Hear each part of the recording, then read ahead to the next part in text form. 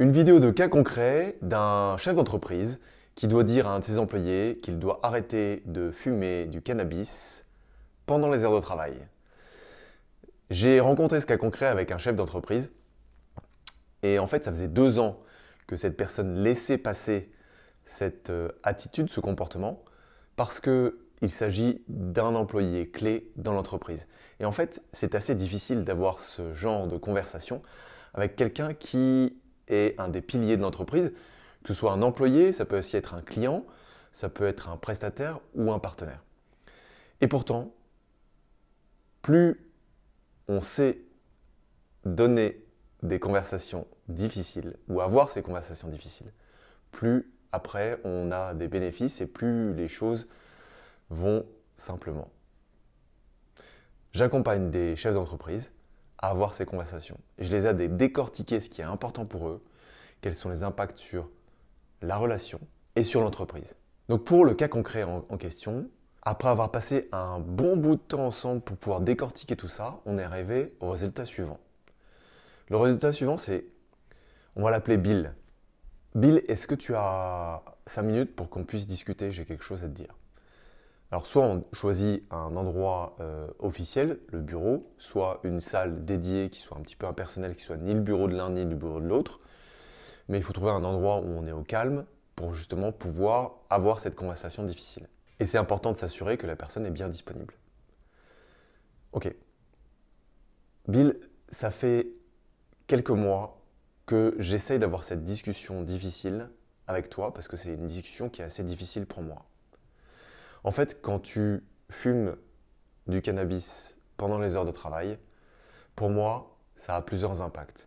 Un impact sur moi, c'est que je sens que je ne me respecte pas dans mes valeurs. La société porte des valeurs de droiture, de respect des règles, qui sont profondément ancrées dans le travail qu'on fait.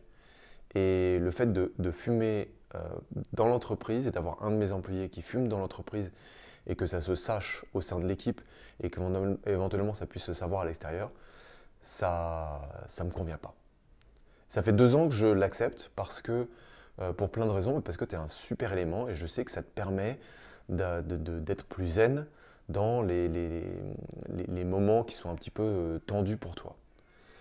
Mais pour moi, ça a aussi un impact sur l'ensemble de l'équipe, sur notre relation à nous, mais sur l'ensemble de l'équipe. Parce que les gens ne comprennent pas que je laisse passer ce type de comportement et que je pinaille sur d'autres comportements qui leur semblent moins importants. Donc ça a un vrai impact sur l'ensemble de l'équipe. Ça a un impact sur l'ensemble de l'équipe aussi parce que quand tu fumes du cannabis, en fait, ça a un impact sur le travail ou sur ta capacité d'attention ou sur la durée de ton travail. On l'a vu avec tel dossier, il faut citer un truc précis. Ça a aussi un impact sur le travail. Pour le coup, c'est une bonne transition vers le travail parce que, en termes d'image de l'entreprise, si les clients te voient fumer du cannabis, ben en fait, ils ne voient pas Bill, ils voient l'entreprise. Et du coup, ça a un vrai risque d'image que je ne suis pas prêt à supporter. Donc, ce qu'on peut faire pour la suite, c'est que je te demande de ne pas fumer pendant les heures de travail. Dans ta vie privée, tu fais ce que tu veux, mais c'est important pour moi de prendre cette décision et de te le dire calmement. Voilà. Si la personne commence à se justifier ou essayer de négocier, euh, on peut engager une discussion, c'est une possibilité, mais la deuxième possibilité, c'est de le laisser avec une espèce de frustration de ne pas pouvoir prendre la parole et de devoir réfléchir. Donc si jamais la personne cherche à prendre la parole, on dit juste, en fait ça a été assez difficile pour moi de dire ça, je te demande juste d'y réfléchir, on pourra en discuter à un autre moment, mais c'est important pour moi que tu prennes ce temps-là de la réflexion. Voilà. Si vous souhaitez être accompagné dans une conversation difficile que vous devez avoir avec un employé, avec un partenaire, un prestataire ou un client abusif qui exige des choses de vous alors que ce n'était pas prévu au contrat initialement, mais comme il représente une grosse partie de votre chiffre d'affaires, vous ne pouvez pas vous permettre de l'envoyer bouler. eh bien, c'est important d'avoir quand même cette conversation difficile. Sinon, ça donne l'effet cocotte minute.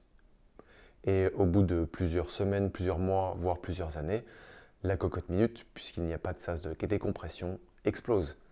Et l'explosion fait beaucoup plus mal qu'une conversation difficile qu'on aurait pu avoir en temps utile. C'est jamais très agréable, mais avec une méthode que j'appelle la méthode des impacts cumulés, on arrive à un résultat incroyable, souvent gagnant-gagnant, en un temps record. Voilà. Pour en savoir plus, regardez le lien dans la description de la vidéo. Vous pouvez aussi consulter le site internet moncapitaine.com et je vous dis de toute façon à très bientôt pour un nouveau cas concret. C'était Rodolphe de moncapitaine.com.